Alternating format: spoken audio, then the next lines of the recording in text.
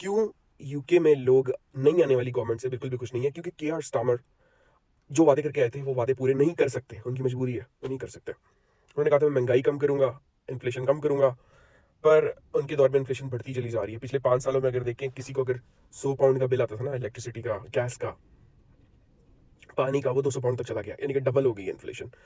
और ग्रोसरी भी एक्सपेंसिव हो गई है।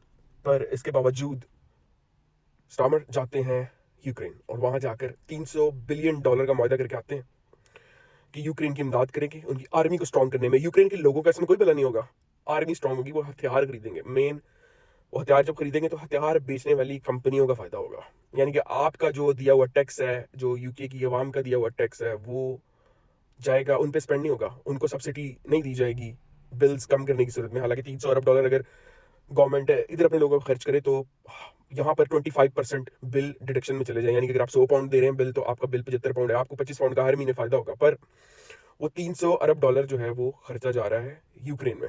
और जब वो नहीं खर्च रहे थे, जब वो कह रहे थे कि मैंने नहीं खर्चना, जब वो नए नए आए थे, उन्होंने कहा मैंने इसराइल को भी नहीं सपोर्ट करना, हथियार नहीं बेचने, तो मुल्क में दंगे फसाद शुरू हो गए थे। और वो हुए, टॉमी रॉबिन्सन ने शुरू कराए थे कि जी इलीगल इमिग्रेंट्स बहुत ज़्यादा आ रहे हैं और ये पाकिस्तानियों को, इंडियंस को वापस भेजे। बहरहाल जैसे ही उन्होंने फिर वापस बेचना शुरू किया हथियार इसराइल को, तो दंगे फसाद खत्म हो गए और गारंटी के साथ टॉमी रॉबिन्सन को जेल में भेज दिया गया पुराने केस में। तो इस तरह कंट्रीज को मजबूर किया जाता है हथियार खरीदने पर, दूसरी कंट्रीज को जो जंग में सपोर्ट करने पर।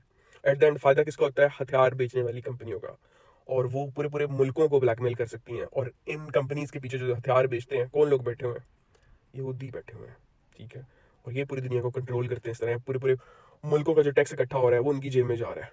इवन के यूके गवर्नमेंट हो, अमेरिकन गवर्नमेंट हो, ट्रंप है, वो भी अभी आके कंफर्म नहीं कर सकता। वो कहता है कि हम वर्ल्ड हेल्थ ऑर्गेनाइजेशन को इमदाद नहीं दे सकते। हम जो क्लाइमेट की ऑर्गेनाइजेशंस हैं, क्लाइमेट को चेंज करने के लिए जो काम कर रही हैं, अभी अजरबैजान में कॉन्फ्रेंस हुई थी, हम उसमें भी, उसमें अमेरिका शामिल नहीं हुआ था, उसमें भी हम इमदाद नहीं दे सकते। लेकिन इसराइल को हम इमदाद करेंगे, उसके बारे में ट्रंप भी श्योर नहीं है।